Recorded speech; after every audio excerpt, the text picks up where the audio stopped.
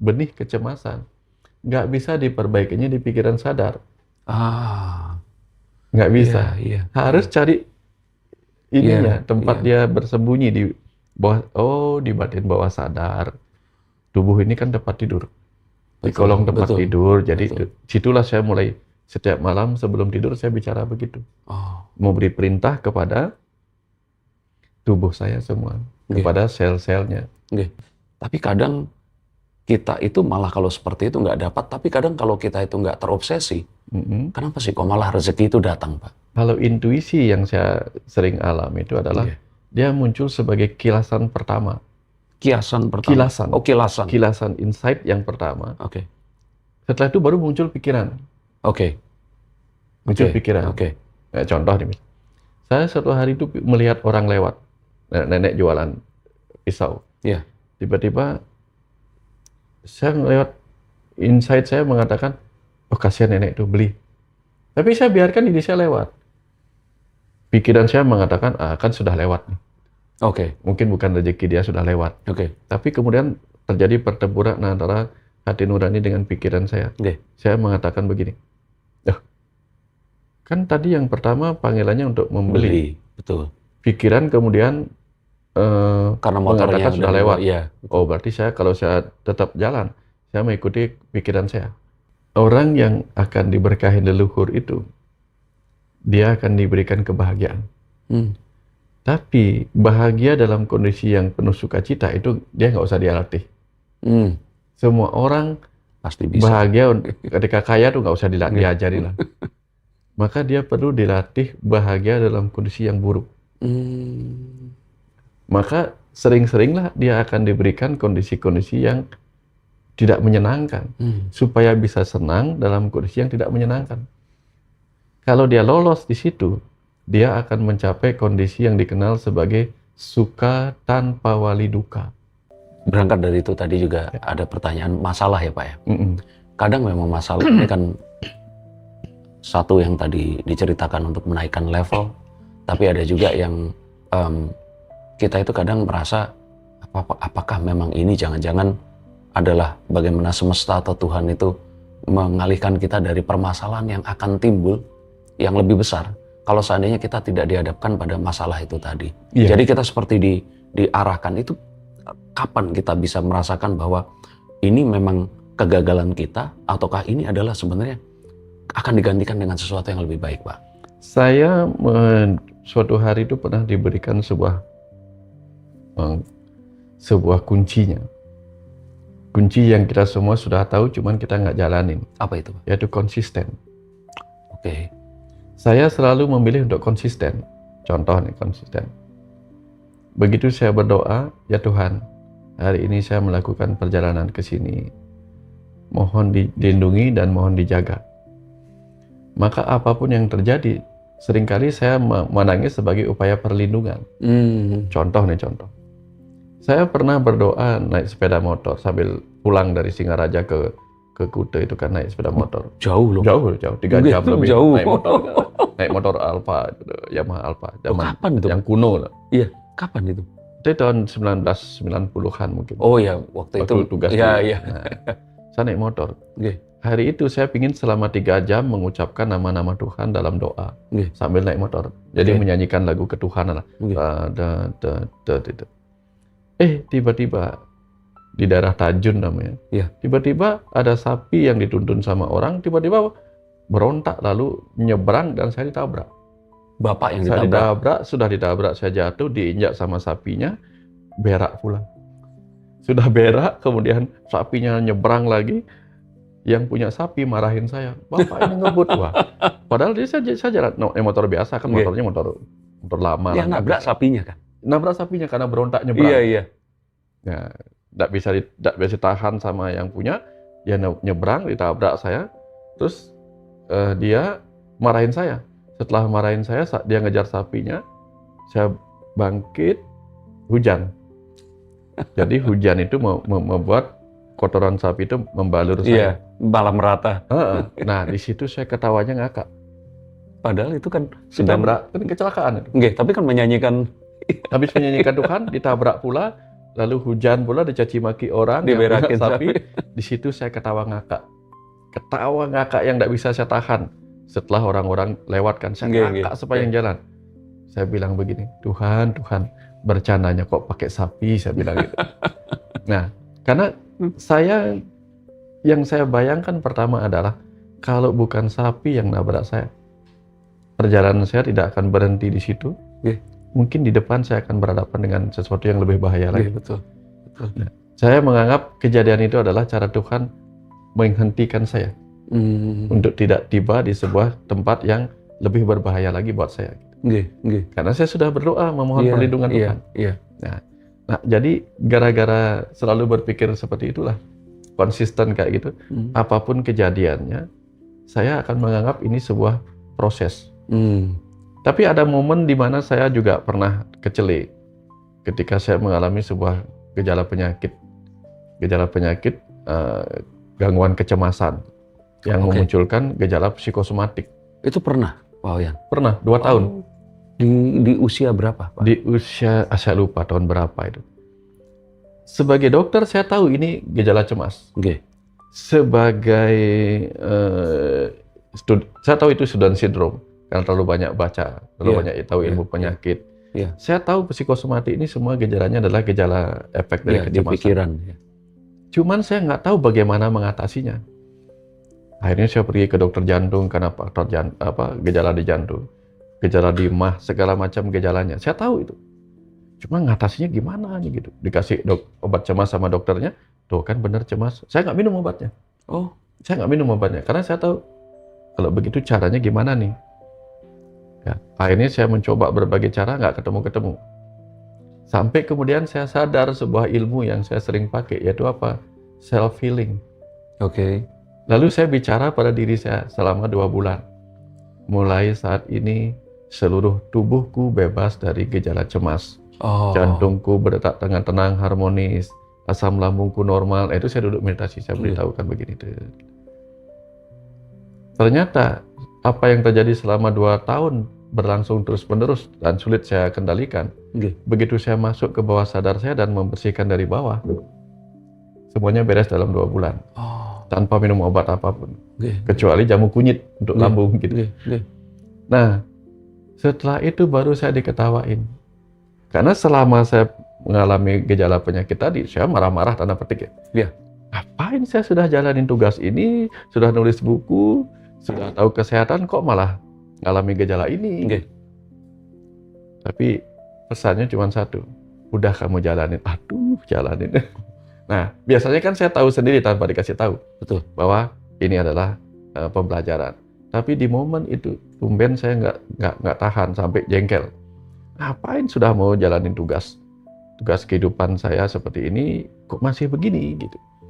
Tapi ternyata setelah saya akhirnya menyerah, oke lah, tidak ada lagi yang bisa saya percaya kecuali diri sendiri. Lalu saya sembuhkan diri. Setelah sembuh yang terjadi apa? Diundangnya ke Ubud.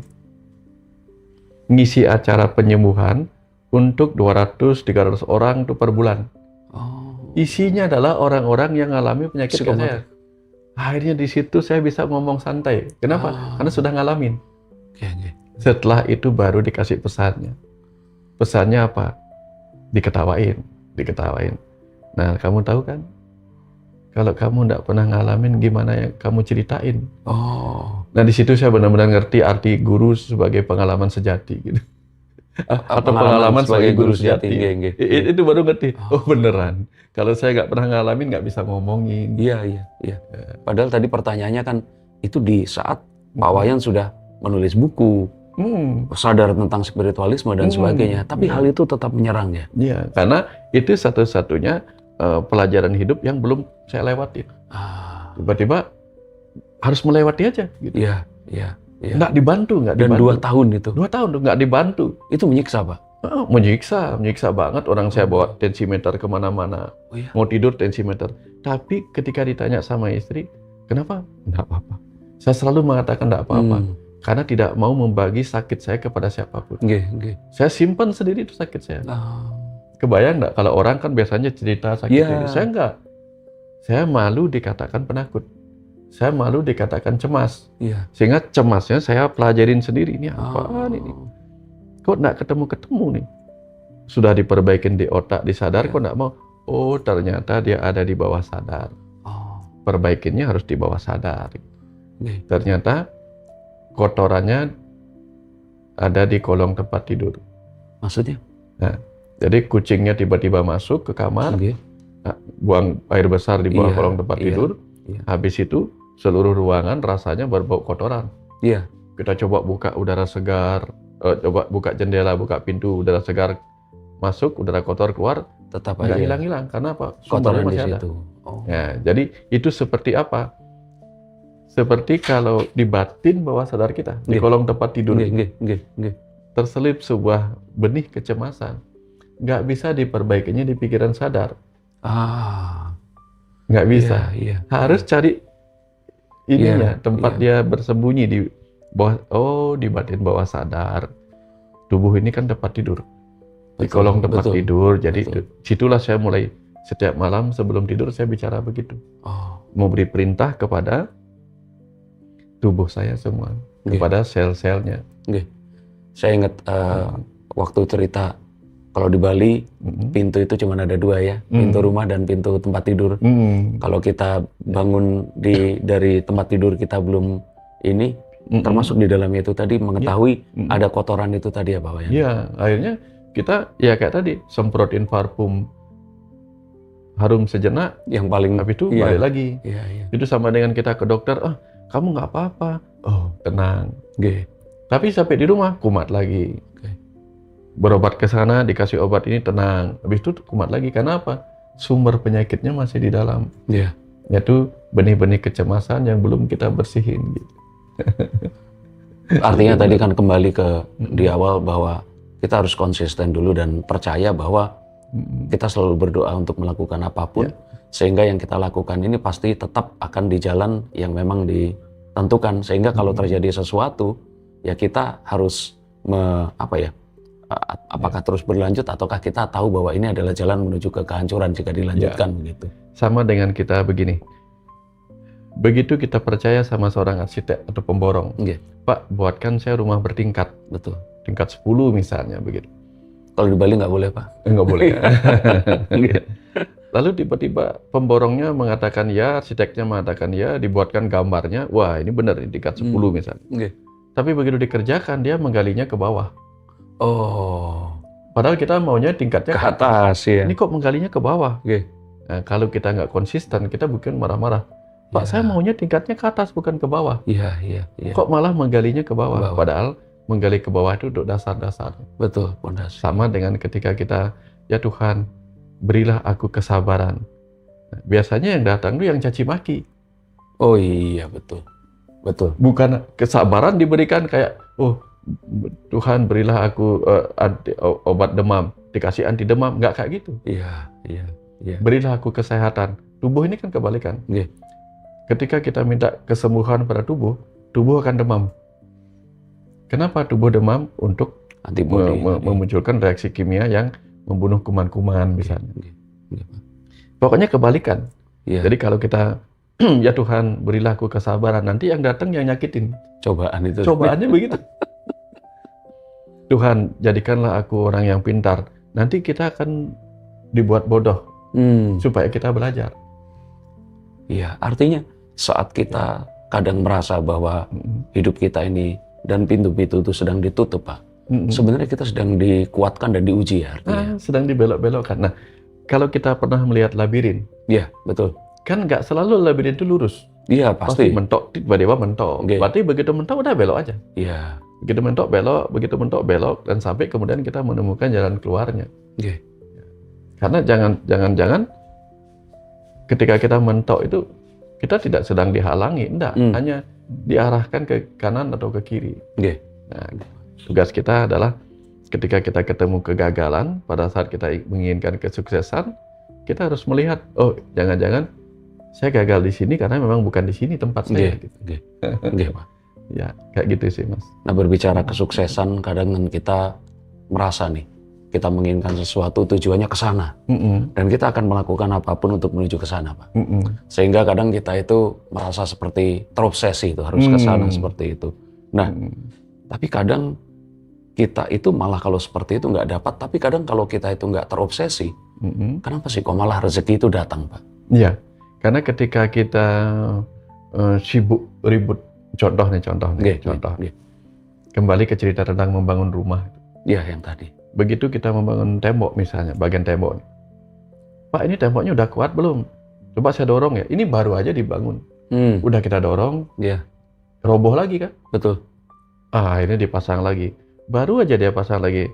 Bener udah kuat ya Pak ya? Coba saya dorong lagi, dorong jatuh lagi. Jadi artinya apa? Ketika kita sibuk mencampur tangani proses itu, betul, maka kekacauan terjadi. Oke. Kita boleh punya target, kita boleh mengarahkan pemikiran kita kepada target.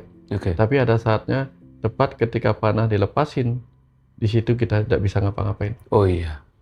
Maka begitu kita membentangkan panah, memilih target, itulah disebut dengan do the best-nya. Begitu kita lepaskan panah, itulah kita let nature do the rest. Pak Wian pernah sampaikan itu di video disitulah kepasrahannya bermain. Kepasrahan itu bukan diam dan menyerah. Kepasrahan itu adalah berikhtiar lalu berserah sisanya kepada kecerdasan lain yang di luar kemampuan kita. Jadi kalau obsesi itu kan pingin terus saja melibatkan diri. Betul. Kita mengganggu arsiteknya ini. Benar. Sama kayak kita misalnya mau pergi kemana, naik mobil, naik Grab misalnya, kita kan kasih tahu tujuan kita. Iya. Tujuannya ke sana. Lalu kan kita santai. Coba kebayang nggak kalau misalnya Mas ini jadi supirnya, kemudian saya bilang, Mas kok kesini? Sana dong, ngerem dong. Akan kacau otaknya supirnya. Iya. Berarti do the best-nya itu saat sebelum perjalanan itu dimulai, sebelum anak panah akhirnya dilepaskan ya. Karena tugas kita hanya menetapkan tujuan. Setelah menetapkan tujuan, menyiapkan bayarannya. Setelah itu, udah kita ngikutin aja. Jadi biar supirnya aja begini. Atau kalau kita nggak mau ikut-ikutan baca Google Map-nya, udah kita nikmati perjalanan kita. Tapi kan kadang kita sibuk. Pak, di sana ke depan, ke kiri, kacau. Artinya itulah yang disebut terlalu, yang sering orang bilang, terlalu ngatur-ngatur Tuhan. Dan itu juga bisa dimasukkan sebagai ego pikiran. Kan kadang begini, Pak. Karena saat kita misalkan meminta orang untuk belok ke sana ke sini, kan kita merasa khawatir, tapi juga dipenuhi juga dengan kita merasa lebih tahu daripada si drivernya ini tadi. Nah, itu kan kadang-kadang memang akhirnya malah mengganggu si perjalanan ini tadi ya. Nah, kapan sih Pak kita harus mengatur ego itu tadi? Karena kan kadang kita juga ingin ya, karena kita punya otak kiri ini ikut mempertanyakan ini jalannya kemana gitu. Contoh begini, ketika kita tanya si drivernya, contohnya kita lagi di Jakarta misalnya, Bapak, Mas driver baru udah lama ya ada di driver? Oh baru sekarang Pak. Di Jakarta mulai kapan jadi driver? Ini baru hari ini. Nah, jadi kita percaya nggak sama dia? Agak ragu kan? Betul. Nah, ketika agak ragu dan kita adalah orang yang hidup lama di Jakarta, mungkin wajar lah. Kita ragu kepada dia yang agak gini, agak tumben gitu. Tapi kalau kita adalah orang yang pendatang di situ, drivernya sudah puluhan tahun, betul. Layak nggak kita percaya sama dia? Harus. Nah, kalau sudah layak percaya, maka kita kan nggak mungkin bisa ngatur-ngatur lagi kan? Dia udah tahu. Betul. Sekarang kebayang nggak kalau drivernya itu adalah Tuhan? Kita Pasti, minta ya Tuhan, saya pingin begini. Terus Tuhan itu anggaplah Tuhan ya. Anggaplah seorang driver yang berpengalaman miliaran tahun gitu. Terus kita ini baru mungkin umurnya baru 19 tahun lahir di bumi gitu. Kan harusnya kita layak percaya sama Tuhan. Betul. Kalau sudah layak percaya sama Tuhan, perlu nggak kita yang begini dong Tuhan, yang begini dong begini, kan nggak? Perlu nggak kita bereaksi ego kayak gitu? Kan nggak. Kita tinggal Tuhan saya begini, udah berserah setelah itu. Nah di Islam itulah disebut dengan kepasrahan mendalam. Islam itu kan artinya kepasrahan mendalam, udah berserah. Kenapa? Karena kita sudah percaya. Betul. Kalau ragu sama Tuhan, oke lah kalau kita ikut campur. Tapi apa layak Tuhan diragukan? Nggih, Nah, iya, petik seperti iya, itulah. iya, iya. Kalau dia sudah driver berpengalaman kok malah diragukan. Nggih, nggih. Nah, Nah, kita bedanya, nggak konsisten di nggih, situ. bedanya itu tadi Pak, ego kita, ego pikiran itu dengan intuisi dan juga bisikan leluhur itu berarti cara membedakannya gimana Pak? Kalau ego itu kan kita tahu, ego adalah mekanisme pembelaan. Ketika seseorang merasa terancam, muncullah fight or flight. Oh betul. Terancam kegagalan. Nggih. Kalau orang terancam sukses, nggak ada dia egonya main. Iya. Terancam gagal baru. Iya. Ya. Jangan-jangan supir ini nggak akan membawa saya sampai ke tempat tujuan. Betul. Nah, muncul reaksi ego. Betul. Dan ciri-cirinya pasti fight or flight. Iya. Ya, ngerecokin, campur tangan, gitu. Ya, diawali oleh kekhawatiran, kecemasan, ketakutan. Merasa terancam, nggak nyaman, itu muncul biasanya.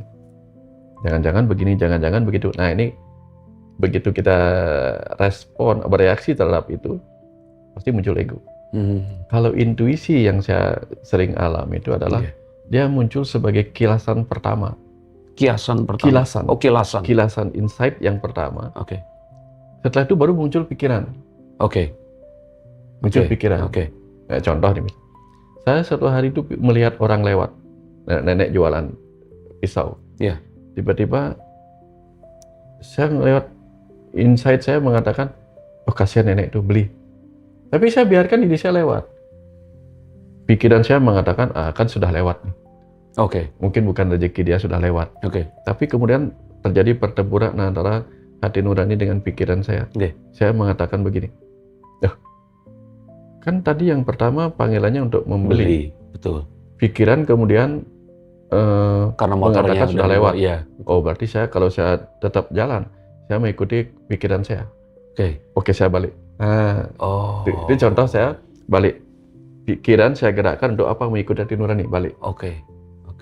Di sana, saya nggak benar-benar pingin beli, cuman pingin ngasih uang. Iya. Malah dikasih lebih lagi pisau. Dari harga pisaunya. Ya. Akhirnya saya ambil aja gitu. Nah, itu berarti pikiran itu muncul nomor 2. Betul. Nah, kalau pikiran mulai bertanya-tanya misalnya, memang harus dikasih berapa sebenarnya orang itu uang? 50, 100? Oh jangan, nanti kalau 100 kamu nggak punya uang. Nah, ini muncul reaksi ego. Ketika terancam, nanti kamu nggak punya uang. 100 apa 50? Ini pergolakan ego mulai. Jadi, hati nurani itu mengajak kita berbuat sesuatu yang nggak kita pikirkan. Kemudian pikiran kita berhitung-hitung. Ego kita kemudian fight or flight. Nggak usah deh, nggak usah yang 100. Kasihan kamu nggak punya uang juga, nanti kamu makan apa gitu. Ini muncul di situ. Mengerti. Nah, tugas kita adalah semakin sering kita berlatih untuk mengenali mana intuisi, mana pikiran sadar kita yang berhitung, mana ego kita, itu lebih gampang. Lebih gampang untuk kita nanti dengan cepat paham, oh ini insight saya, oh ini hanya dorongan. Bahkan kadang-kadang ada dorongan berbuat baik itu datang bukan dari intuisi loh. Dia datang dari aku ingin disebut baik. Gitu. Sehingga orang bisa menjadi seorang yang altruism. Berbuat baik bukan sebenarnya datang dari ini. Betul. Tapi hanya sekedar ingin, kan aku orang baik. Iya. Enggak, Pak. Jadi itu pun tadi kalau ada panggilan leluhur itu berbeda lagi ya berarti? Beda lagi itu, beda lagi. Nah kalau panggilan leluhur itu, macam-macam sih kalau kita beruntung bisa apa ya, berkomunikasi dalam berbagai cara. Karena ada orang berkomunikasi lewat mimpinya. Tiba-tiba leluhur yang pernah dia kenali datang memberikan petunjuk. Ada orang di masa-masa dulu kan mungkin pergi ke goa bertapa untuk kemudian mendapatkan petunjuk. Ada yang mendapatkan petunjuk dari leluhurnya melalui tanda-tanda. Tanda-tanda di rumah, tanda-tanda di begini. Kalau film-film barat itu kan sering mengingat pesan leluhurnya pada tanda-tanda yang ada di dinding-dinding gua. Gitu. Oh iya, betul. Ya, jejak-jejak leluhur kayak gitulah. Terus ada yang bilang kalau orang yang dijaga semesta itu biasanya hidupnya itu nggak pernah dibiarkan terlalu nyaman. Karena memang gini, orang yang akan diberkahi leluhur itu dia akan diberikan kebahagiaan. Tapi bahagia dalam kondisi yang penuh sukacita itu dia nggak usah dilatih. Semua orang Pasti bisa. bahagia ketika kaya tuh nggak usah diajarin lah. Maka dia perlu dilatih bahagia dalam kondisi yang buruk. Maka sering-seringlah dia akan diberikan kondisi-kondisi yang tidak menyenangkan, supaya bisa senang dalam kondisi yang tidak menyenangkan. Kalau dia lolos di situ, dia akan mencapai kondisi yang dikenal sebagai suka tanpa wali duka. Kebahagiaan abadi. Kenapa kebahagiaannya abadi? Karena dalam segala kondisi dia bahagia. Kalau hanya bahagia dalam kondisi sukacita, menderita pada saat duka lara, dia nggak bisa mencapai kebahagiaan abadi. Betul. Maka karena dia ada di bumi, bumi ini adalah ruang yang penuh dengan penderitaan. Nah, maka dia dihadapkan dengan berbagai hal-hal yang sulit. Supaya kalau dia bisa melewati yang sulit, yang mudah kan udah mudah. Gak gitu. Nanti selesai kurikulum yang sulit-sulit itu, semua jadi mudah. Contoh. Waktu kita masih SMP atau SD, karena semua pelajaran SD itu sulit. Betul. Begitu kita SMP, semua pelajaran SD gampang. Yang sulit pelajaran SMP-nya. Betul. Begitu kita selesai masuk ke SMA, yang SMP gampang. Kan terus begitu. Betul. Nah, begitu kurikulum kita semua selesai, hidup terasa gampang. Nah, jadi dalam perjalanan hidup ini, tugas kita adalah seperti tadi itu, selesai dengan diri kita sendiri. Termasuk selesai dengan kurikulum kita masing-masing. Sudah selesai kurikulumnya, tenanglah kita. Iya. Itu kan makanya kenapa semua orang itu bermimpi bisa kembali ke masa lalu, tapi dengan kepintaran yang kita sudah miliki di hari ini gitu. Agar bisa merubah sesuatu karena kita sudah tahu rahasianya. Gitu. Seperti itu. Baik sahabat Ngaji Roso, tadi akhirnya terjawab. Kalau buat saya adalah ternyata saat Pak Wayan tadi naik kendaraan menuju ke tempat makan bubur itu, untuk apa kita belajar spiritual adalah agar kita bisa selesai dengan diri sendiri, seperti itu ya. Dan kalau buat saya di yang akhir ini tadi, yang makanya menjawab juga pertanyaan bahwa setiap saat itu saya selalu memiliki keinginan, ya kalau ternyata kita bisa kembali ke masa lalu dengan kepintaran yang kita miliki, kita bisa melakukan ini dengan lebih mudah lagi ke depannya. Tapi saya yakin saat sahabat Ngaji Roso menonton konten ini, sahabat Ngaji Roso nggak usah balik lagi ke masa lalu karena Pak Wayan sudah sampaikan dan kita semua bisa banyak belajar daripadanya. Kita akan ketemu lagi di episode berikutnya, Pak Wayan. Terima kasih. Dan kami pasti akan masih terus ingin belajar. Sampai jumpa di episode berikutnya. Terima kasih.